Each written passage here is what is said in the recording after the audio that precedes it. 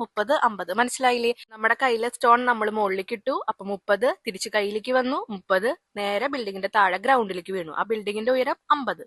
30 plus 50 110 metre ആണ് അവിടെ കിട്ടുക. നെക്സ്റ്റ് ആ സ്റ്റോണിന്റെ ഡിസ്പ്ലേസ്മെന്റ് എത്രയാണെന്നാണ് ചോദിച്ചിരിക്കുന്നത്. ഇപ്പൊ നമ്മൾ കണ്ടത് ഡിസ്റ്റൻസ് എത്ര ട്രാവൽ ചെയ്തു, ഇനി ഡിസ്പ്ലേസ്മെന്റ് എത്രയാണെന്ന് കേട്ടോ. അപ്പൊ ഡിസ്പ്ലേസ്മെന്റ് എന്ന് വെച്ചാൽ എന്താ? Displacement means the shortest distance from the starting point two the ending point. Starting point നിന്ന് എൻഡിംഗ് പോയിന്റിലേക്കുള്ള ഏറ്റവും ചെറിയ ഡിസ്റ്റൻസ്. ഇവിടെ സ്റ്റാർട്ടിംഗ് പോയിന്റ് എന്ന് പറയുന്നത് ടോപ്പ് ഓഫ് ദ ബിൽഡിംഗ്, ബിൽഡിങ്ങിന്റെ മുകളിൽ ഇരുന്നിട്ടാണ് എറിഞ്ഞത്. എൻഡിംഗ് പോയിന്റ് എന്ന് പറയുന്നത് ഗ്രൗണ്ട് ആണ്. അപ്പൊ ഷോർട്ടസ്റ്റ് ഡിസ്റ്റൻസ് എത്രയാണ്? ആ നിൽക്കണേന്റെ അവിടുന്ന് ഗ്രൗണ്ടിലേക്കല്ലേ ഏറ്റവും ഷോർട്ടസ്റ്റ് പോയിന്റ്. അപ്പോ ആ ബിൽഡിങ്ങിന്റെ ദൂരം കണക്കാക്കിയാൽ മതി, 50 മീറ്റർ. ഓക്കെ, നമ്മുടെ കയ്യിലുള്ള സ്റ്റോണ് അത് മുകളിലേക്ക് എറിഞ്ഞു, താഴത്തേക്ക് വന്നു. അപ്പൊ ഷോർട്ടസ്റ്റ് ഡിസ്റ്റൻസ് എന്ന് വെച്ച് കഴിഞ്ഞാൽ നമ്മൾ തുടങ്ങണ എവിടുന്നാണോ അവിടുന്ന് ആ എൻഡിങ്ങിലേക്കുള്ള പൊസിഷനിലേക്കുള്ള ഏറ്റവും ഷോർട്ടസ്റ്റ് പോയിന്റ് 50 മീറ്റർ. ഞാനൊന്ന് വരച്ച് കാണിച്ചു തരാം, അപ്പൊ നിങ്ങൾക്ക് ഒന്നും കൂടി മനസ്സിലാവും. ഇതൊരു ബിൽഡിങ് കേട്ടോ. ഇത് ബിൽഡിങ്, ഇത് അതിന്റെ ഗ്രൗണ്ട്. ഇവിടെ നിന്നിട്ട് ഒരാള് എറിയണു. ഈ ബിൽഡിങ്ങിന്റെ ദൂരം, ഈ ബിൽഡിങ്ങിന്റെ ഡിസ്റ്റൻസ് മീൻസ് ലെങ്ത് എന്ന് പറയുന്നത് 50 മീറ്റർ. ഓക്കെ, ഇവിടുന്ന് നമ്മൾ കല്ലെറിഞ്ഞു.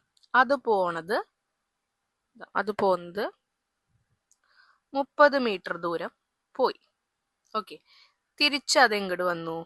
താഴത്തേക്ക് വന്നു. ക്ലിയർ അല്ലേ? താഴത്തേക്ക് വന്നു. അപ്പോ ഇവിടുത്തെ സ്റ്റാർട്ടിംഗ് പോയിന്റ് എന്ന് പറയുന്നത് ഇതാണ്. അതിന്റെ എൻഡിങ് പോയിന്റ് എന്ന് പറയുന്നത് എവിടെയാണ്? ഇവിടെയാണ്, ആണല്ലോ. അപ്പോ ഇത് തമ്മിലുള്ള ഷോർട്ടസ്റ്റ് ഡിസ്റ്റൻസ് ആണ് ചോദിച്ചിരിക്കുന്നത്. സ്റ്റാർട്ടിംഗ് പോയിന്റ് ഇവിടെ, സ്റ്റാർട്ടിംഗ് പോയിന്റ് നിന്ന് എൻഡിങ് പോയിന്റിലേക്ക് വരാനുള്ള ഏറ്റവും ഷോർട്ടസ്റ്റ് ഡിസ്റ്റൻസ്. നമുക്ക് 2 വഴിക്ക് പോകാൻ പറ്റും. എങ്ങനെയൊക്കെ പോകാൻ പറ്റും? ഇവിടുന്ന് ഞാൻ വേറെ കളറിൽ കാണിച്ചു തരാം കേട്ടോ. ഇവിടുന്ന് ഇങ്ങനെ പോയി മുകളിലേക്ക് പോയി പിന്നെ താഴത്തേക്ക് വീഴുക. അപ്പൊ എത്രയായിരിക്കും? 30 പ്ലസ് 50 അങ്ങനെ കാൽക്കുലേറ്റ് ചെയ്യാം.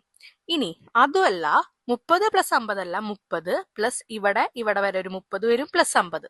അപ്പൊ നമുക്ക് എത്ര കിട്ടി? 110 കിട്ടി. ഇനി അതല്ല, അതിനേക്കാൾ ഷോർട്ടസ്റ്റ് ഡിസ്റ്റൻസ് നമുക്ക് കിട്ടില്ലേ? നമുക്ക് എങ്ങനെയെങ്കിലും സ്റ്റാർട്ടിംഗ് പോയിന്റ് നിന്ന് എൻഡിങ് പോയിന്റിലേക്ക് എത്തിയാൽ മതി. അതാണ് ഡിസ്പ്ലേസ്മെന്റ്. സ്റ്റാർട്ടിംഗ് പോയിന്റ് ഇതാണ്, എൻഡിങ് പോയിന്റ് ഇതാണ്. ഇവിടുന്ന് നേരെ ഇങ്ങോട്ട് വന്നൂടെ? വരാൻ പറ്റും. അപ്പൊ ഇവിടെ എത്രയുള്ളത്? 50 മീറ്റർ ആണുള്ളത്. മനസ്സിലായോ? ഇങ്ങനെ വളഞ്ഞും വരാം, സ്റ്റാർട്ടിംഗ് പോയിന്റ് നിന്ന് എൻഡിങ് പോയിന്റിലേക്ക് ഇങ്ങനെ നേരിട്ടിട്ടും വരാം.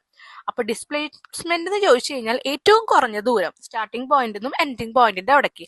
അപ്പൊ 50 മീറ്റർ നമുക്ക് എഴുതാം, ആ കുട്ടി നിൽക്കണതിന്റെ ആ ഒരു ബിൽഡിങ്ങിന്റെ ദൂരം. ക്ലിയർ ആയല്ലോ? ഇനി ഇതിലെ C question, calculate the time taken by the body to hit the ground from the maximum height reached A equal to 10 metre per second square.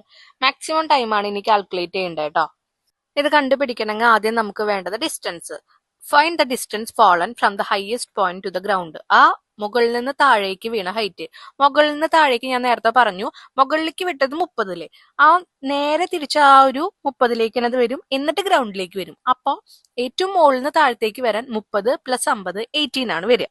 ശ്രദ്ധിക്കുക, നമുക്ക് ഏറ്റവും മാക്സിമം പോയിന്റിൽ നിന്ന് താഴേക്കുള്ളത് മാത്രം മതി. അതാണ് 30ഉം 50ഉം മാത്രം നമ്മൾ എടുത്ത്. ഇനി അറിയുന്ന വാല്യൂസ് ഒക്കെ എഴുതുക. ഡിസ്റ്റൻസ് എസ് എന്ന് പറയുന്നത് 80 മീറ്റർ ആണ്.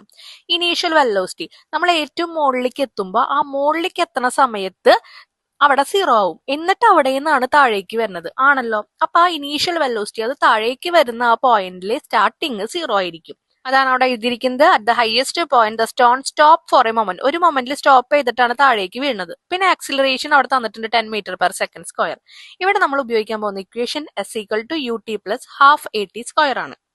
ഇനി നമ്മൾ അതെല്ലാം സബ്സ്റ്റിറ്റ്യൂട്ട് ചെയ്യുക. എസ് 18 ആണ്, യു എന്ന് പറയുന്നത് എന്താണ്? Initial velocity. ഇനീഷ്യലി 0 ആണ്. 0 ഇൻറ്റു ടി എന്ന് പറഞ്ഞു കഴിഞ്ഞാൽ എത്ര? 0 തന്നെ. അപ്പൊ അവിടുത്തെ ടൈമിന്റെ ആവശ്യം നമുക്കില്ല. അപ്പൊ ആ ടി എഴുതണ്ട.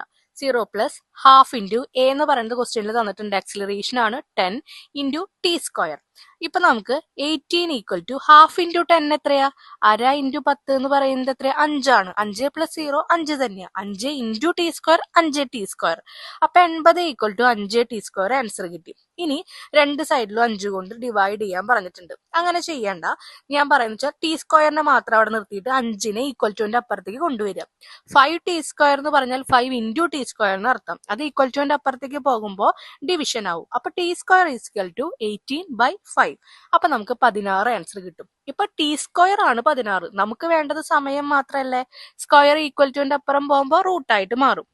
അപ്പോ t equal to √16 equal to 4 എന്ന് പറഞ്ഞാൽ 4 സെക്കൻഡ് ആണ് ആൻസർ കിട്ടുക.